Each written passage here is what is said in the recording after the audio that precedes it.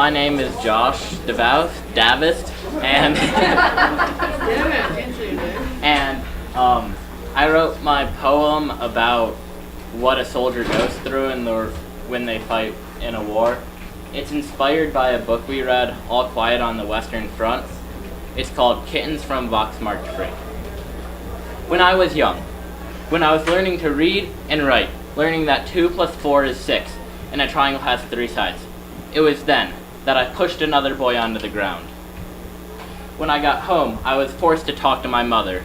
She recited my whole name, made sure to enunciate my middle name, made sure I knew she was serious. And she told me, "Sweetie, you can't be mean. Violence is bad, and you need to treat others nicely." It was these values that were imbued upon me.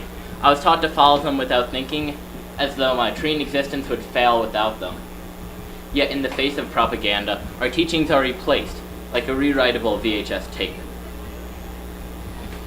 12 years later, there is a dispute. My homeland and my country had something, or some reason, to fight the people living on the other side of the border. Because of this, we went to war, took up arms, and shot metal slugs, powered by gunpowder, propaganda, and the ignorance of our youth.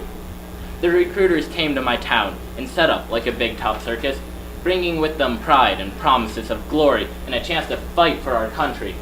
They took us like kittens from a box marked free, drawn forth by the belief that it was honorable and that it was right. Setting off with our heads held high, we each thought we would be the one who would win the war. We all flapped foolishly, forced to gain air under our wings and take flight, out of our nest and into a world that defied what our mothers told us. In another 2 months, we were on the front line, crouched in trenches. Like chickens avoiding the axe of a farmer, we kept our heads down. But on one man's order, we transformed, assumed the role of the farmer, and charged the enemy lines, with hate fueled by an unknown source. A source made of misconceptions, empty promises, and lies that defy our ethics. I believed this illusion until 1 week later, when I again assumed the role of the farmer. I had one of the hens firmly on the block. This is what they trained me for. I was taught to point my gun and shoot before he could enact this execution upon me. My sense of honor overcame my sense of right and wrong, so I did as I was trained, and I watched as the light fled from his eyes, an ancient star collapsing to a black hole, consuming everything around it, including my will to survive. It wasn't fate or destiny that took this man. It was my finger, pulling the trigger, setting free the destructive force of a lead slug. Again, I had become the child, pushing others onto the ground. These memories and regrets burnt into my conscience like scars from cigarette butts. I often remember my fellow soldiers, the ones who could not be saved.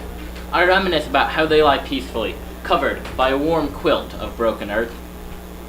They are unburdened by guilt or regrets. Often I remember them.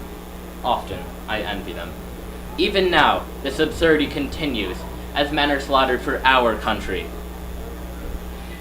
But at the same time, they destroy themselves. Guilt often overwhelms these men, like a tsunami of despair, as painful as 10,000 lashes, and as frightening as a moonless night. No longer the powerful steer we once were, we are plow horses with broken backs. We destroy ourselves as much as we destroy each other.